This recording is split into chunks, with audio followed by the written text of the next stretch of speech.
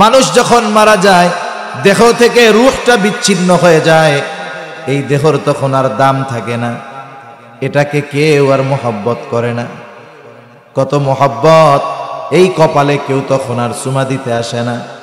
এইখানে যদি মইরা যাই আমি আপনি, আল্লাহর কসম, ওই ঘর আপনি যত টাকা দিয়েই বানান না কেন, যত দামি ল্যাপ তশক ঘরের মধ্যে থাকুক না কেন, আপনি বয়ান শুনতেছেন, আপনার পরিবারের সন্তান, স্ত্রী, কন্যা হয়তো আপনার জন্য বিছানা রেডি করে রাখছে, আব্বা আসলে ঘুমাবে, স্বামী আসলে ঘুমাবে, ছোট বোন হয়তো ভাইয়ের জন্য বিছানা রেডি করে রাখছে, ভাইয়া আসলে ঘুমাবে। বলেন তো, আল্লাহ না করুন এই জায়গায় যদি আমার আপনার রূহটা বের হয়ে যায়, ওই মাও বলবে না সন্তানের জন্য বিছানা বানায় রাখছি, আজকে রাতটা ওর দেহটা এই বিছানায় লেপের তলে বলবে? বলবে যে বাড়ি একটু আইনা দেখাইও, আগে এই জায়গা থেকে গোসল টোসল দিয়া টিয়া কাফন টাফন পরাইয়া যাওয়ার সময় আমরা একটু দেখবো না। এটাই দুনিয়া, কোনো দাম নাই এই স্ট্রাকচারে। রূপটা বের হয়ে গেল, মেয়াদ শেষ। সব অঞ্চলে এই মাইকের মধ্যে ঘোষণা দেয়, অমুক এলাকার অমুক আজ বিকাল 5 ঘটিকার সময়, আজ সন্ধ্যা 7 ঘটিকার সময় ইন্তেকাল করিয়াছে। আগামী দিন সকাল বেলায় অমুক মাঠে সকাল 9টায় মরহুমের নামাজে জানাজা অনুষ্ঠিত হবে। অতএব সকল ধর্মপ্রাণ মুসলমানদেরকে উক্ত মরহুমের জানাজায় শরীক হওয়ার জন্য অনুরোধ করা গেল। এই ঘোষণা আপনাদের এলাকায় দেয় কি দেয় না? এই ঘোষণা দেওয়ার সময় একটা আরবি শব্দ ব্যবহার করে, শব্দটা হলো ইন্তেকাল। ইন্তেকাল শব্দের অর্থ হলো স্থানান্তরিত হওয়া। তার মানে সে এক জায়গায় ছিল, এখান থেকে আর এক জায়গায় গিয়েছে। দেহ পচনশীল কিন্তু রূহ পচে না, দেহ ধ্বংস হয়ে যায় কিন্তু রূহ ধ্বংস হয় না। কারণ রূহটা হলো আল্লাহ তাআলার নির্দেশ, এটাকে কেউ মারতে পারবে না। মূলত মালাকুল মউত এই দেহ থেকে রূহটাকে বিচ্ছিন্ন করে ফেলে। মালাকুল মউত রূহ থেকে দেহটাকে আলাদা করে ফেলে। রূহ যেহেতু আসল, এতকাল রূহ আমার দেহের সাথে আলমে দুনিয়ায় ছিল, এইবার স্থানান্তরিত হয়ে চলে গেল কবর জগৎ। হাদিসের ভাষায় আলমে বরজখ, কবর জগৎ, আলমে বরজখ। এখানেও আমাদের থাকতে হবে দীর্ঘকাল, তবে অনন্তকাল নয়। আলমে বরজখ তাদের জন্যই সুন্দর যারা দুনিয়ার জগতে ভালো কাজ করেছে, নেক আমল করেছে, গুনাহ থেকে বেঁচে থেকেছে। ওয়াল্লাহ সময়ের কসম, কোন কোন মুফাসসির বলেন আসরের কসম। আল্লাহ রাব্বুল আলামিন আরেক জায়গায় বলেন ওয়াদ-দুহা, প্রভাতের কসম, সকালের কসম। আরেক জায়গায় আল্লাহ তাআলা বলেন ওয়াল-লাইলি ইযা সাজা, রাতের কসম যখন তা অন্ধকারাচ্ছন্ন হয়ে যায়। আল্লাহ তাআলা বলেন আবার আরেক জায়গায় বলেন ওয়াল-লাইলি ইযা ইয়াগশা, রাতের কসম যখন সূর্য চলে যায়, অন্ধকারাচ্ছন্ন হয়ে যায়।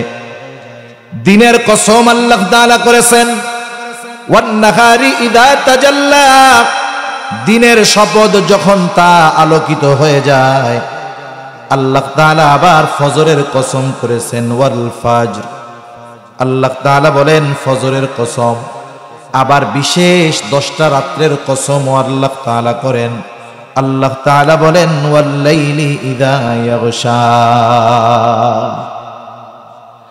তাহলে বিভিন্ন সময় উল্লেখ করে ওই সমস্ত সময়ের কসম করেছেন কে?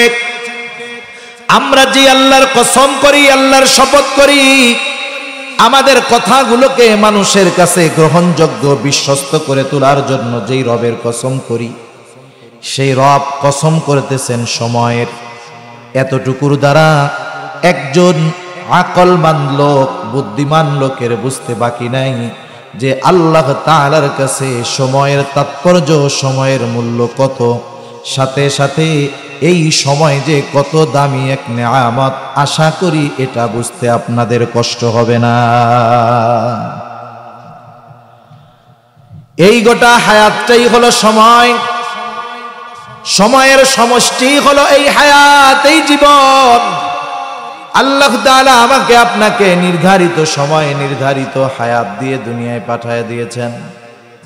সাধারণত মানুষের হায়াতটা 5টা ভাগে বিভক্ত হয়। কয় ভাগে? 5 ভাগে। 1 নাম্বার, আমাদের কিছু কাল অতিবাহিত হয়েছে, যেটা ছিল আলমে আরওয়াহ, রূহের জগতে। রূহের জগতে অবস্থানের আগে আমাদের কোনো অস্তিত্বই ছিল না, না এই দেহের ছিল না রূহের ছিল। আদম আলাইহিস সালাতু ওয়াস সালামকে আল্লাহ তাআলা সৃষ্টি করবার পর আদম আলাইহিস সালামের পৃষ্ঠদেশ তথা পিঠ থেকে আল্লাহ তাআলা কিয়ামত পর্যন্ত যত মানুষ আসবে, যত মানুষ এসেছে, যত মানুষ আছে, আল্লাহ তাআলা একত্রে একসাথে আদম আলাইহিস সালাতু ওয়াস সালামের পৃষ্ঠদেশ থেকে বের করেছে।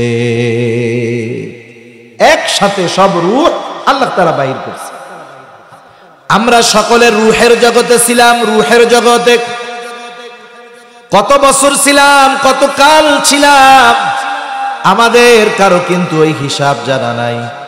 দেখা যাবে লক্ষ লক্ষ লক্ষ বছর পার হয়ে গেছে রূহের জগতে। এখন প্রশ্ন হতে পারে, রূহ কি জিনিস? রূহটাই হলো আমাদের মূল। এই যে স্ট্রাকচার, এই দেহ, এটার কোনো দাম নাই যদি এই দেহ থেকে রূহটা বের হয়ে যায়। এই জন্য দেহ থেকে যখন রূহ বিচ্ছিন্ন হয়ে যায়, মানুষ তখন মারা যায়, তখন ওই মানুষটাকে আমরা বলি লাশ। তখন তার নাম বলি না, উল্লেখ করি অমুকের লাশ অথবা শুধু লাশ। অর্থ হলো লা শাইউন ফি, যার মধ্যে কিছুই নাই। আসলে কি নাই? হাতও আছে, চোখও আছে, কানও আছে, পাও আছে, সব আছে। কি নাই? যেইটা নাই সেটাই হলো রূহ, আর সেটাই হলো একটা মানুষের মূল জিনিস। রূহ কি জিনিস? কিছু বিষয় আছে যে মানুষ ওই বিষয়টা অনুধাবন করার, চিন্তা করার, বুঝবার যোগ্যতা, জ্ঞান আল্লাহ তাআলা মানুষকে দেয়নি। আল্লাহর প্রতি যদি অগাধ বিশ্বাস থাকে, আল্লাহ তাআলার কথাটাকেই বান্দা বিশ্বাস করে নেয়, বুঝুক আর না বুঝুক। যখন রাসূলুল্লাহ সাল্লাল্লাহু আলাইহি ওয়াসাল্লাম মক্কায় কাফেরদের দাওয়াত দিচ্ছেন, নবীজি তো আর কাফেরদের মাঝে অপরিচিত ছিলেন না। 40 বছরের উপরে নবীজি কাফেরদের সাথে বসবাস করছে। মক্কার মানুষ ওনারে ভালো মতো চিনে। মক্কার মানুষই ওনাকে আল আমিন উপাধি দিয়েছে, মক্কার মানুষই ওনাকে আস-সাদিক উপাধি দিয়েছে। রাসূলুল্লাহ সাল্লাল্লাহু আলাইহি ওয়াসাল্লাম যখন দ্বীনের দাওয়াত দেওয়া শুরু করেছে, কাফেররা নেতৃত্ব হারা হয়ে যাবে এই ভয়ে নবীজিকে মানে না। আবার চিন্তা করে, মুহাম্মদ তো সাধারণ মানুষ নয়, গোটা হায়াতেও একটা মিথ্যা কথা বলে নাই, মুহাম্মদ জীবনেও একটা মিথ্যা কথা বলে নাই। ওদের মধ্যে 2টা চিন্তা হইতো, আসলেও কি মুহাম্মদ নবী নাকি? কারণ কুরাইশ বংশের মধ্যে কোনো নবী আসে নাই। ইসমাইল আলাইহিস সালামের থেকে এই বংশের শুরু। মুহাম্মাদুর রাসূলুল্লাহ ইসমাইল আলাইহিস সালামের বংশের একমাত্র নবী এবং শেষ নবী। এর মধ্যে যেহেতু কুরাইশ বংশে কোনো নবী নাই, এই জন্য নবী কেমন হতে পারে এই ব্যাপারে তাদের ধারণা কম। ওরা চিন্তা করতেছে, আসলেই কি মুহাম্মদ নবী নাকি, কেমনে বুঝবো? এই চিন্তা করে তারা চিন্তা করলো, ইয়াসরিব তথা মদিনায় আমাদের 2 জন প্রতিনিধি পাঠায় দেই। যেহেতু ওইখানে আহলে কিতাব আছে, ইহুদিরা আছে, যারা আসমানি কিতাবের ধারক বাহক, ধারাবাহিকতার ক্রমান্বয়ে তাদের কাছে নবী আসছে। কেউ যদি নবী দাবি করে, হঠাৎ কইরাই নবী হইতে পারবে না। কে নবী হতে পারে, কি যোগ্যতা প্রয়োজন, সেটা ওদের জানা থাকবে। এই জন্য 2 জন ব্যক্তিকে কুরাইশরা নির্বাচন করলো। একজন হলো নযর ইবনে হারিস, আরেকজন হলো উকবা ইবনে মুঈত। এই 2 জনকে বলল, তোমরা চলে যাও মদিনায়, গিয়া ইহুদি আলেমদের কাছে জিজ্ঞাসা করবা, মুহাম্মাদের ব্যাপারে গিয়ে বলবা। এই 2 জন গিয়ে আমার আপনার নবীর ব্যাপারে তাদের কাছে সব কিছু খুলে বলল। তাওরাতের আলেম, ওরাও দিনক্ষণ গুনতেছে যে আখেরি জামানার পয়গম্বরের আসার তো সময় হয়ে গেছে। যখন তারা গিয়ে এই কথাগুলো বলছে, ওরা বুঝতে পারছে ইনি নবী হবেন, তবে এরা কেমনে বুঝবে উনি নবী? এই জন্য 3টা প্রশ্ন তারা শিখায় দিয়েছে। ওই ইহুদি আলেম বলছে, শোনো, যেই লোকটা নবী দাবি করে তাকে 3টা প্রশ্ন করবা।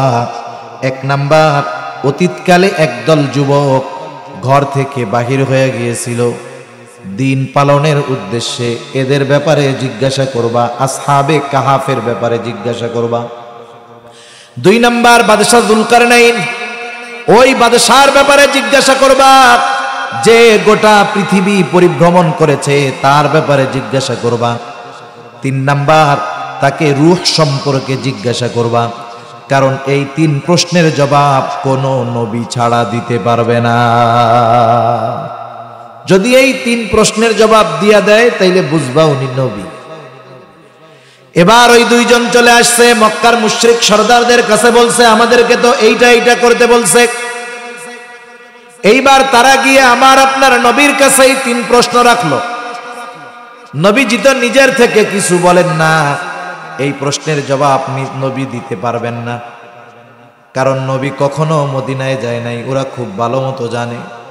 নবীজি কারো কাছে পড়েন নাই, খুব ভালো মতো জানে। আর নবীজিও এই প্রশ্নগুলোর জবাব নিজে দিতে পারবেন না। বলেন তো, এই প্রশ্নগুলোর জবাব আল্লাহ তাআলাই নবীজিকে জানায়া দিবে। নবীজিকে যদি আল্লাহ তাআলা না জানায়, নবীর নিজের থেকে এই প্রশ্নগুলোর জবাব দেওয়ার সুযোগ আছে নাকি? নাই। নবীজি যখন এই প্রশ্নগুলা তাদের কাছ থেকে শুনছে, বলছে, আচ্ছা আগামীকাল আইসো, জবাব জানায় দিব। উনি চিন্তা করেছে জিব্রাইল তো ওহী নিয়ে আসবে, তখন জিজ্ঞাসা করব। কিন্তু নবীজি ইনশাআল্লাহ এই কথাটা বলেন নাই। প্রথম দিন পার হয়ে গেল, জিব্রাইল আমিনের আসার কোনো খবর নাই। 2 দিন 3 দিন, একাধারে 15 দিন পর্যন্ত ওহী আসে নাই। কাফেররা পরের দিন থেকেই লাফানো শুরু করে দিছে, দেখো মুহাম্মদ কেমন নবী, 3 প্রশ্নের জবাব দিতে পারলো না, নবী হইলে তো পারতই। এই 15টা দিন নবীর কত কষ্টে গেছে চিন্তা করেন। নবীজি নিশ্চুপ, কিছু বলতে পারেন না, পেরেশান। 15 দিন পর জিব্রাইল আলাইহিস সালাম জবাব নিয়ে হাজির। সাথে সাথে উম্মতের জন্য গুরুত্বপূর্ণ একটা শিক্ষাও নিয়ে আসলেন। আল্লাহ তাআলা জানায় দিলেন, ওয়ালা তাকুলান্না লিশাইইন ইন্নী ফাইলুন যালিকা গাদা ইল্লা আইয়াশা আল্লাহ।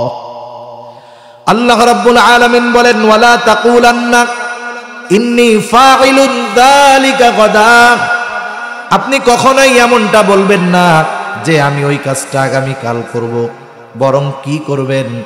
বলবেন ইল্লা গাদা ইল্লা আইয়াশা আল্লাহ, বলবেন আল্লাহ যদি চায় আমি এইটা আগামীকাল করব। তার মানে ইনশাআল্লাহ শব্দটা ব্যবহার করার কথা স্বয়ং আল্লাহ রাব্বুল আলামিন নবীজিকে শিক্ষা দেওয়ার মাধ্যমে মূলত আমাদেরকে শিক্ষা দিয়েছে। তাহলে যখন ভবিষ্যতের কোনো বিষয় বলবো, করার এরাদা করব, তখন কি বলবো? ইনশাআল্লাহ। আর এখনকার ইনশাআল্লাহ আর অরিজিনাল ইনশাআল্লাহর মধ্যে তফাৎ আছে। এখন হলো মানুষ না করার, না যাওয়ার জন্য বলে ইনশাআল্লাহ। এজন্য কেউ যদি কাউরে বলে ভাই এই কাজটা কইরা দিয়েন, উনি যদি বলে ইনশাআল্লাহ, তাইলে ও মনে করে তাইলে আর হইছে। তারপরে কি বলে, ভাই ইনশাআল্লাহ কইেন না, আপনি সত্য সত্যই কইরা দিয়েন। তার মানে দেখেন, আমরা ইনশাআল্লাহ বললে মানুষ এখন আর বিশ্বাস করে না, কারণ ইনশাআল্লাহরে আমরা ঢাল বানায় ফেলছি, না করার ঢাল, না বলার ঢাল। খবরদার, এই 2 নাম্বারে ইনশাআল্লাহ আমরা বলবো না। ইনশাআল্লাহ আল্লাহর উপরে ভরসা রেখে বলবো, নিজের চেষ্টা প্রচেষ্টা অব্যাহত রাখবো। এরপরে যদি ওইটা না হয় তাহলে বুঝবো যে আমি চেষ্টা করেছি কিন্তু আল্লাহ তাআলা এটা চান নাই। সাথে সাথে ওই 3 প্রশ্নের জবাবও চলে আসলো। 3 প্রশ্নের মধ্যে একটা প্রশ্ন হলো ওয়ায়াসআলুনাকা আনির রূহ, তারা আপনার কাছে জানতে চায়, আপনাকে জিজ্ঞাসা করে রূহ কি জিনিস।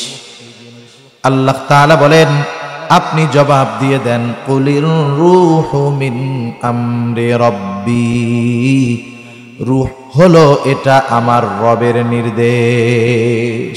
রবের একটা ওয়ার্ডার, রবের ফরমান, রবের নির্দেশ হলো রূহ। এটা দেখা যায় না, ধরা যায় না। এখন যেটা দেখা যায় না, ধরা যায় না, এটা আবার কেমনে হয়?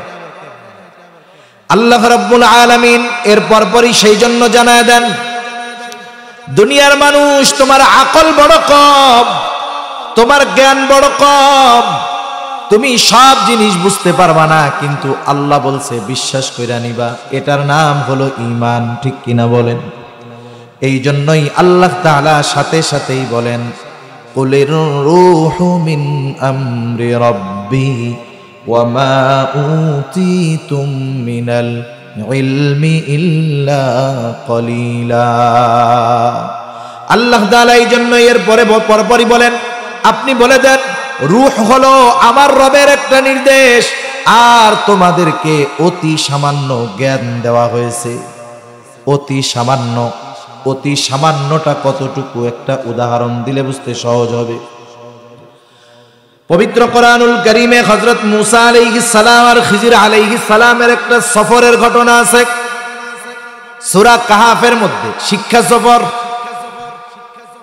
শিক্ষা সফর এখনকার জামানায় স্কুল কলেজ থেকেও শিক্ষা সফরে যায়, যায় কি যায় না?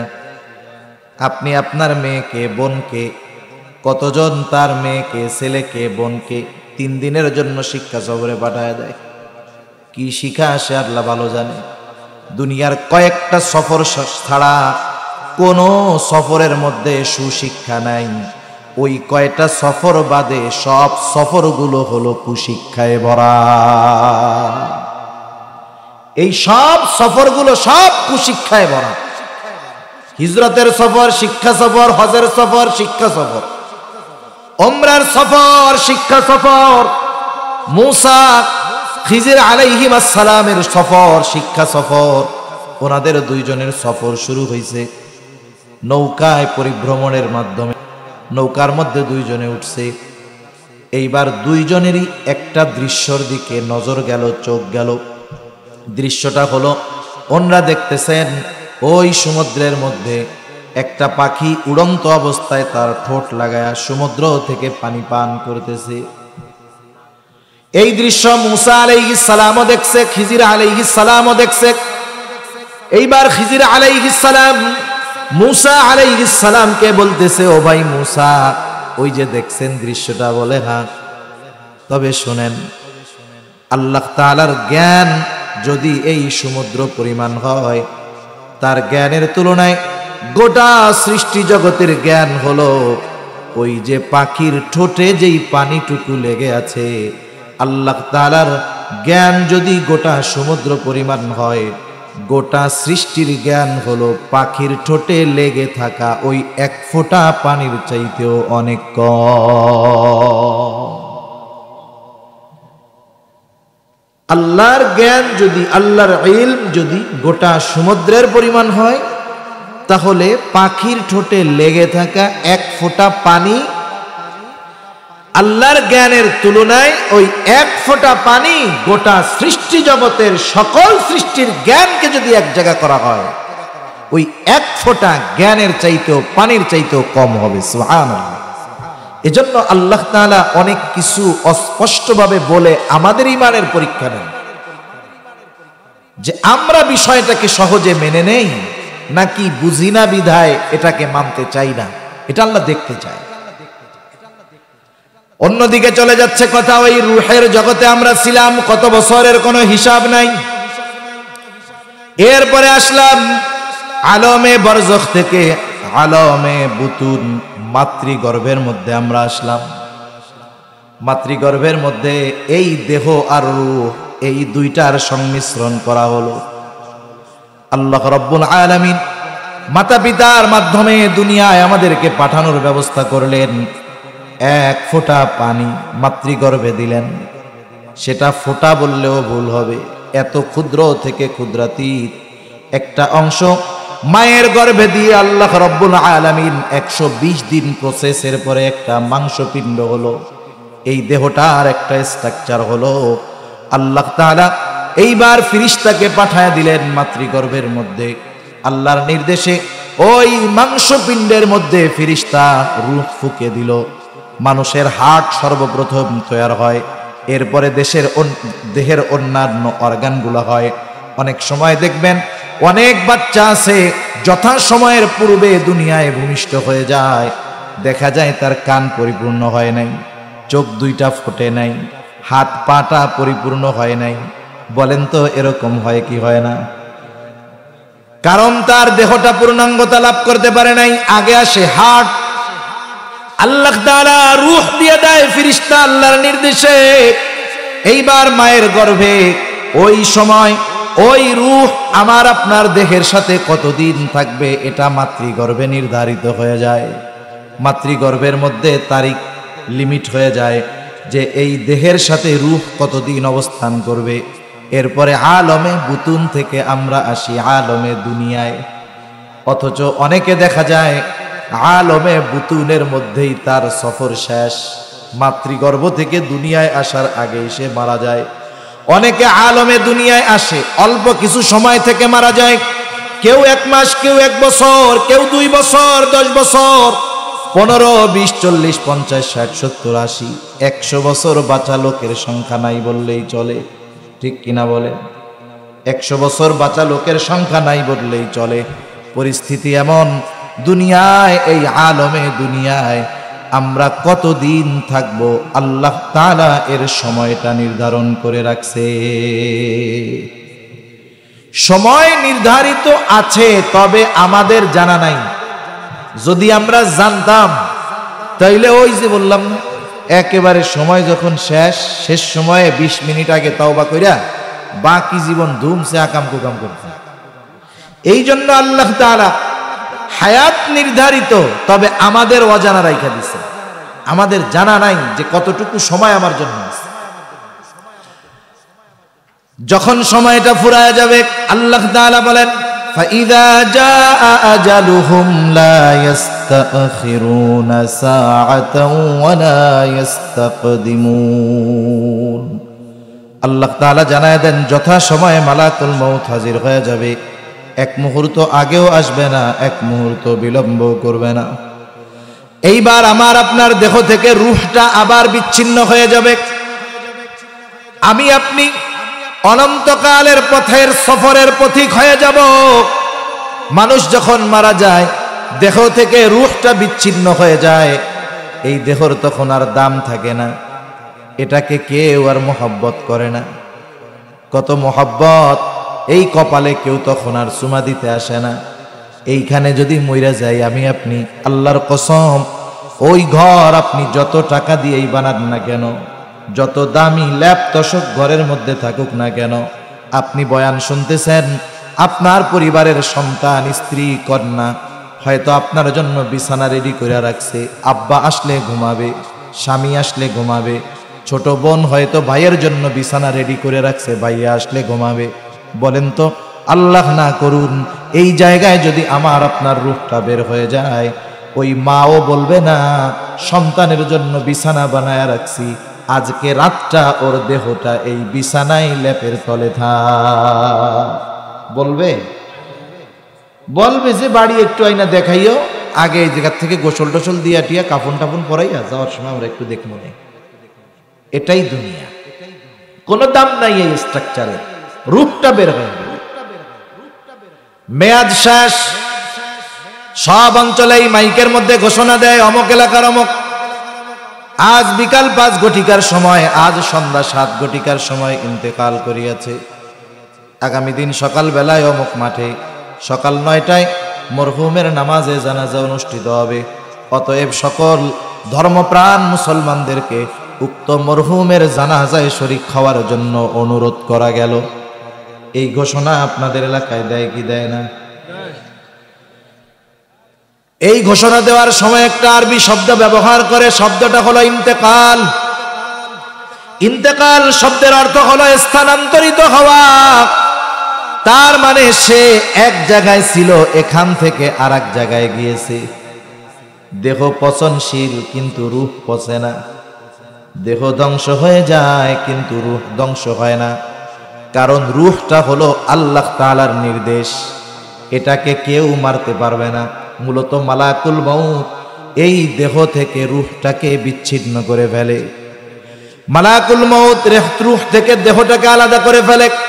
রূহ যেহেতু আসল, এতকাল রূহ আমার দেহের সাথে আলমে দুনিয়ায় ছিল, এইবার স্থানান্তরিত হয়ে চলে গেল কবর জগৎ, হাদিসের ভাষায় আলমে বরজখ। কবর জগৎ, আলমে বরজখ, এখানেও আমাদের থাকতে হবে দীর্ঘকাল, তবে অনন্তকাল নয়। আলমে বরজখ তাদের জন্যই সুন্দর যারা দুনিয়ার জগতে ভালো কাজ করেছে, নেক আমল করেছে, গুনার থেকে বেঁচে থেকেছে। আলমে বরজখ তাদের জন্য সুন্দর হয়ে যায়। যখন আমরা দুনিয়া থেকে চলে যাব, আমাদের প্রত্যেককেই কবরে যখন রাখা হবে, প্রশ্ন করার জন্য ফেরেশতা চলে আসবে। এমন 3টা প্রশ্ন করবে, যেই 3 প্রশ্নের কথা বারবার বারবার আমরা দুনিয়ায় শুনি। অনেকে পরীক্ষার সময় নকল নিয়ে যায় লেখা, চিন্তা করে যদি না পারি তাতে কি, নকল দেখা দেখা প্রশ্নের উত্তর দিয়া দিব। কেউ যদি চিন্তা করে হুজুরেরা তো বলছে, উলামায়ে কেরাম বলছে, হাদিসের মধ্যে আসছে কবরে 3 প্রশ্ন করা হবে, অসুবিধা কোথায়? আমার পোলাপানকে ওসিয়ত করব যে আমি যখন মারা যাব 3 প্রশ্নের জবাব লেখা কাফনের মধ্যে দিয়া দিস। মুনকার নাকির আইসা জিজ্ঞাসা করলেই কমু যে ধরেন কি প্রশ্ন করবেন, জানি এই যে উত্তর। এ সুযোগ আছে? এ সুযোগ নাই। মনে রাখতে হবে একটা উসুল, শুনেন উসুল, একটা মূলনীতি। যেই প্রশ্ন আগে ফাঁস করে দেওয়া হয়, বুঝতে হবে ওই প্রশ্ন যেই হলে হবে ওখানে গিয়ে জবাব দেওয়া কঠিন। আর যেই প্রশ্ন আগে জানায়া দেওয়া হয় না, ওই প্রশ্ন হলে গিয়ে দেওয়া যাবে উত্তর, এটা তুলনামূলক সহজ। কিছু প্রশ্ন আছে যেটা পড়া মুখস্থের সাথে সম্পৃক্ত, কিন্তু কবরের 3 প্রশ্ন মুখস্থের সাথে সম্পৃক্ত নয়। কবরের 3 প্রশ্নের জবাব হলো প্র্যাকটিক্যাল আমলের সাথে সম্পৃক্ত। যে এই 3 প্রশ্নের আলোকে দুনিয়ায় আমল করবে, সে যদি কবরে এই 3 প্রশ্ন হবে নাও জানে, কিন্তু এই 3 প্রশ্নের আলোকে দুনিয়ায় যদি আমল করে এমনি জবাব দিতে পারবে। কবরের 3 প্রশ্ন, প্রথম হলো মার রাব্বুক, তোমার রব কে? 2 নম্বর প্রশ্ন আমা দীনুক, তোমার দিন কি? 3 নম্বর প্রশ্ন, 2টা বর্ণনা, একটা হলো আমার নবীউক, তোমার নবী কে? আর এক বর্ণনায় আসছে নবীজিকে দেখায় বলা হবে মা হাদার রাজুলুল্লাযী বুইসা ফীকুম। প্রথম প্রশ্নের জবাব হলো রব্বি আল্লাহ, আমার আপনার রব কে? জোরে বলেন। এটা তো সবাই জানি, কিন্তু জবাব দিতে পারবে কে? জবাব দিতে পারবে সে কে? ইন্নাল্লাযীনা ক্বালু রাব্বুনাল্লাহু সুম্মা ইসতাকামু তাতানাজ্জালু আলাইহিমুল মালায়েকা আল্লা তাখাফু ওয়া লা তাহজানু ওয়া আবশিরু বিল জান্নাতিল্লাতী কুনতুম তুআদুন। জবাব দিতে পারবে কে? ইন্নাল্লাযীনা ক্বালু রাব্বুনাল্লাহ, যারা বলে আমার রব আল্লাহ, আমাদের রব আল্লাহ, শুধু মৌখিক ভাবে বলে আমাদের রব আল্লাহ, এমনটা নয়। সুম্মা ইসতাকামু, এই কথার উপরে অটল থাকে। এখন মনে করেন কথার কথা, নির্বাচন যেহেতু, নির্বাচনেরটা দিয়া বুঝাই। একজন বলতেছে আমি হলাম আওয়ামী লীগের কর্মী, অথবা একজন বলে আমি বিএনপির কর্মী। এই বইলা যদি জয় বাংলা স্লোগান দেয়, বিএনপির লোক পিডানি দিবে কি দিবে না? পিডানি দিবে না? এই তুই বেটা ধানের শীষ মার্কা জয় বাংলা স্লোগান দেশ কেন? আবার এই দলের কেউ যদি বাংলাদেশ জিন্দাবাদ বলে, পিটানি দিবে কি দিবে না? তার মানে কথা কর্ম এক হইতে হবে। তুমি কথা কও একটা, কাম করো আর একটা, হবে না তো? যখন বলল রব্বুন আল্লাহ, আমাদের রব আল্লাহ, সুম্মা ইসতাকামু, অর্থাৎ এই কথার উপরে সে ইস্তেকামতের উপরে থাকবে। আল্লাহকে রব বললে যত বিপদ আপদ আসুক না কেন, সে ওই বিপদে অটল অবিচল থাকবে। রবের সকল আদেশ নিষেধ মেনে চলবে, রবের খুশির জন্য সব কিছু করবে। রব যেই কাজে বেজার হয়, দুনিয়ার মানুষ বেজার হলেও সেটা ছেড়ে দিবে। এই অবস্থার উপরে যারা দুনিয়ার জীবন পরিচালিত করবে, কবরে যখন প্রশ্ন করা হবে তোমার রবকে, সে তো সারা জীবন রবের গোলামি করছে, তার জবাব দিতে কোনো কষ্ট হবে না, সাথে সাথে বলবে আমার রব হলো আল্লাহ। 2 নাম্বার, তোমার দিন কি? আমার দিন ইসলাম। এটা মুখস্থ করা যায় ঠিক, কিন্তু পরিপূর্ণ ইসলামের উপরে না চললে কবরে এই প্রশ্নের জবাব দেওয়া যাবে না। কেউ যদি পরিপূর্ণ ইসলামের মধ্যে অন্তর্ভুক্ত না হয় তাহলে কাজ হবে না। এই জন্য আল্লাহ বলেন, ইয়া আইয়ুহাল্লাযীনা আমানু দুখুলু ফিস সিলমি কাফা, তোমরা পরিপূর্ণভাবে ইসলামের মধ্যে দাখিল হও, অন্তর্ভুক্ত হয়ে যাও। ইসলাম হলো পূর্ণাঙ্গ জীবন ব্যবস্থা। আল্লাহ তাআলা বলেন, আল ইয়াউমা আকমালতু লাকুম দীনাকুম। আরাফার দিন আল্লাহ তাআলা ওহী নাজিল করে জানায় দেন, আজকে আমি তোমাদের দিন তথা জীবন ব্যবস্থাকে পরিপূর্ণ করে দিলাম। ওয়ারাদিতু লাকুমুল ইসলামা দীনা, এবং ইসলামকে তোমাদের জন্য দিন হিসাবে মনোনীত করলাম। সেই জন্য ইসলাম হলো পূর্ণাঙ্গ এক জীবন ব্যবস্থা। ইসলামে রাজনীতি, অর্থনীতি, সমাজনীতি, পৌরনীতি, পরিবার নীতি সব আছে না নাই?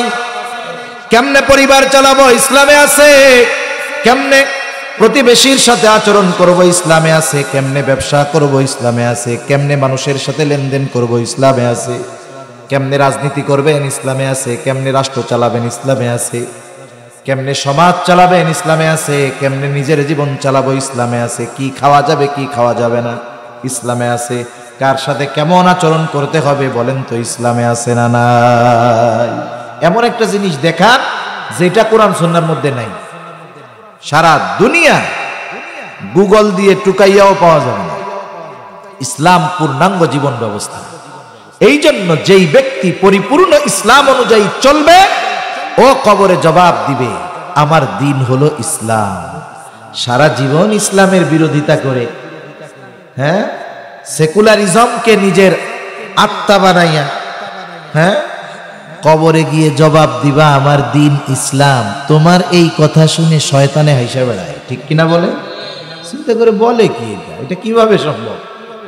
ইসলামের মধ্যে নাই, সারা জীবন ইসলামের বিরোধিতা করছে, কবরে গিয়া জবাব দিবে যে আমার দিন হলো ইসলাম। এ কি দুনিয়া? পাওয়ার আছে, ক্ষমতা আছে, ভয় দেখাইলা যা করলা করে ফেললা, এটা তো আর তা না। 3 নাম্বার প্রশ্ন, আমার নবী, তোমার নবীকে, অথবা নবীকে দেখায় বলা হবে মা হাদার রাজুলুল্লাযী বুইসা ফীকুম, এই ব্যক্তিকে যাকে তোমাদের কাছে প্রেরণ করা হয়েছিল। যেই ব্যক্তি নবীর আদর্শের উপরে চলবে, নবীর সুন্নাতের ধারক বাহক হবে, নবীর মোহাব্বত অন্তরে রাইখা নবীর সুন্নাতকে মোহাব্বতের সাথে অনুসরণ করবে, ওই ব্যক্তি জবাব দিবে আমার নবী হলেন মুহাম্মাদুর রাসূলুল্লাহ। এই 3 আমল ছাড়া কবরের ওই 3 প্রশ্নের জবাব দেওয়া অসম্ভব। আল্লাহ তাআলা এই 3 প্রশ্নের জবাব দেওয়ার মতো আমল আমাদের করবার তৌফিক দান করেন, জোরে বলি আমিন। আলমে বরজখে এই 3 প্রশ্নের জবাব যারা দিতে পারবে, কারা পারবে? এই 3 প্রশ্নের জবাবের আলোকে যারা দুনিয়ায় আমল করছে তারা। আল্লাহ তাআলার পক্ষ থেকে ঘোষণা আসবে সাদাকা আবাদি, সাদাকা আবাদি, ফাফরিশুহু মিনাল জান্নাহ ওয়ালবিসুহু মিনাল জান্নাহ ওয়াফতাহু লাহু বাবান ইলাল জান্নাহ। আল্লাহর পক্ষ থেকে ঘোষণা আসবে আমার এই বান্দা সত্য বলেছে, সত্য বলেছে, জান্নাত থেকে জান্নাতি পোশাক এনে একে পরায়া দাও, জান্নাতের বিছানায় না কবরের মধ্যে বিছায়া দাও, জান্নাতের সাথে তার কবরের সাথে একটা দরজা খুলে দাও। এইবার ওই ব্যক্তিকে বলা হবে তুমি ঘুমাও যেমন করে নতুন দুলা ঘুমায়। সে তার কবর হবে জান্নাতের একটা বাগান, ও মনে করবে এটাই মনে হয় জান্নাত। ফেরেশতারা তাকে বলবে না না এটা জান্নাত নয়, ও তো মনে করবে এর চাইতে নেয়ামত আর কিছু হইতে পারে না। ফেরেশতারা তাকে বলবে, শোনো, আল্লাহ তাআলা এর চাইতে কল্পনাতীত নিয়ামত তোমার জন্য রেখে দিয়েছি, যেটা কিয়ামতের পরে তোমাকে দেওয়া হবে। ও এবার আল্লাহর কাছে বলবে, আল্লাহ তাড়াতাড়ি কিয়ামত কায়েম করেন, আমি আমার আসল বাড়ি যাব। আর যে জবাব দিতে পারবে না, তার ব্যাপারে আল্লাহর পক্ষ থেকে ঘোষণা আসবে, কাযাবা আবদি কাযাবা আবদি ফাফরিশুহু মিনান নার ওয়ালবিসুহু মিনান নার ওয়াফতাহু লাহু বাবান ইলান নার। আমার এই বান্দা মিথ্যা বলেছে, মিথ্যা বলেছে, তাকে জাহান্নাম থেকে আগুনের পোশাক এনে পরায় দাও, তার কবরের মধ্যে আগুনের বিছানা বিছায়া দাও, জাহান্নামের সাথে তার কবরের সাথে একটা দরজা খুলে দাও, কঠিন থেকে কঠিনতর আযাব তাকে দেওয়া হবে। কবরে সে এই পরিমাণ আযাবে থাকবে, কষ্টে থাকবে, ও মনে করবে এটাই মনে হয় জাহান্নাম। ওকে জানানো হবে, না না, এটা জাহান্নাম নয়, বরং এর চাইতে কল্পনাতীত যন্ত্রণাদায়ক শাস্তি আল্লাহ তোমার জন্য রাখছে, যেটা কিয়ামতের পরে দেওয়া হবে। ওই শাস্তির কথা শুনে সে চলমান শাস্তির কথাই ভুলে যাওয়ার উপক্রম হবে। সে আল্লাহর কাছে বারবার ফরিয়াদ করবে আর বলবে, আল্লাহ কিয়ামত যেন কখনো কায়েম না হয়। তাহলে আমাদের হায়াতের 5টা অংশের প্রথম অংশ রূহের জগৎ, দ্বিতীয় অংশ মাতৃ গর্ভ, মায়ের পেট, তৃতীয় অংশ দুনিয়া। এই দুনিয়া হলো রূহ আর দেহর সমন্বয়ের জায়গা। এরপরে আলমে বরজখ, কবর জগৎ বা লোকচক্ষুর অন্তরালের জগৎ। আলমে বরজখে আমাদের সকলকে থাকতে হবে দীর্ঘকাল, তবে অনন্তকাল নয়। মুফাসসিরিনে কেরাম বলেন, কমপক্ষে সর্বশেষ ব্যক্তি যে দুনিয়া থেকে সর্বশেষ ইন্তেকাল করবে, তাকেও কমপক্ষে 40,000 বছর থাকতে হবে। কত হাজার বছর? তাহলে আলমে বরজখে আমাদের থাকতে হবে দীর্ঘকাল। প্রথমবার সিংগায় ফুৎকারের মাধ্যমে এ দুনিয়া থেকে মানব জাতির অধ্যায় শেষ হবে। আল্লাহ তাআলা বলেন, ওয়ানুফিখা ফিস-সূরি ফাসাইকা মান ফিস-সামাওয়াতি ওয়া মান ফিল আরদ ইল্লা মান শাআল্লাহ সুম্মা নুফিখা ফীহি উখরা ফাইযা হুম কিয়ামুন ইয়ানযুরুন। আল্লাহ রাব্বুল আলামিন বলেন, প্রথমবার সিংগায় ফুৎকার দেওয়ার পর আসমান জমিনের মাঝে যত প্রাণী আছে, যত প্রাণ আছে, আল্লাহ তাআলা যা চান, যেগুলো চান সেগুলো ছাড়া সকল প্রাণী ওই আওয়াজে অজ্ঞান হয়ে যাবে। মুফাসসিরিনে কেরাম বলেন, প্রথমে অজ্ঞান হবে, এরপরে তাদের মৃত্যু ঘটবে। সর্বশেষ ব্যক্তিটাও দুনিয়া থেকে মারা যাবে। এরপরে পুনরায় আরেকটা সিংগায় ফুৎকার দেওয়া হবে, যেই ফুৎকারের মাধ্যমে মানুষগুলো আবার পুনরুজ্জীবিত হবে। এই 2 সিংগায় ফুৎকারের ব্যবধান হলো কমপক্ষে 40,000 বছর। তার মানে সর্বশেষ ব্যক্তিটাও আলমে বরজখে কমপক্ষে 40,000 বছর থাকবে। আল্লাহ তাআলা বলেন, সুম্মা নুফিখা ফীহি উখরা ফাইযা হুম কিয়ামুন ইয়ানযুরুন। অতঃপর যখন দ্বিতীয়বার সিংগায় ফুৎকার দেওয়া হবে, প্রত্যেকে তার অবস্থান স্থল থেকে উঠে দাঁড়িয়ে যাবে, জাগ্রত হয়ে যাবে। আলহামদুলিল্লাহ, হুজুর চলে আসছে, আলহামদুলিল্লাহ বলেন, তাকবীর দেন, নারায়ে তাকবীর। আশেপাশে যারা দাঁড়ায় আছেন বসে পড়েন সবাই, নারায়ে তাকবীর। মাশাআল্লাহ। আমি একেবারে অল্প সময়ের মধ্যে কথা শেষ করে দিচ্ছি। এখন দেখেন, এইবার সব মানুষ হাসরের ময়দানে পুনরুত্থিত হবে। আল্লাহ তাআলা মানুষকে একত্রিত করবেন কেন? আল্লাহ তাআলা কেন মৃত্যু দিলেন, কেন হায়াত দিলেন, কেন আমাদেরকে মৃত্যু দিয়ে পরকালে পাঠাইলেন? এর অনেকগুলো কারণ আছে।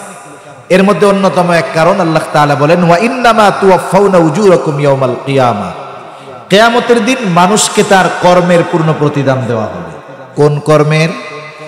কিয়ামতের দিন মানুষকে তার দুনিয়ার কর্মের পূর্ণ প্রতিদান দেওয়া হবে। কোন মানুষ দুনিয়ায় তার ভালো কাজ অথবা খারাপ কাজ কোনটারই পূর্ণ প্রতিদান পায় না। পূর্ণ প্রতিদান পাবে কোন দিন বলেন তো? কিয়ামতের দিন। এখন যে দুনিয়ায় ভালো কাজ করছে কিয়ামতের দিন তার প্রতিদান ভালো তথা জান্নাত, আর দুনিয়ায় যে ভালো কাজ করে নাই তার প্রতিদান জাহান্নাম। সোজা কথা।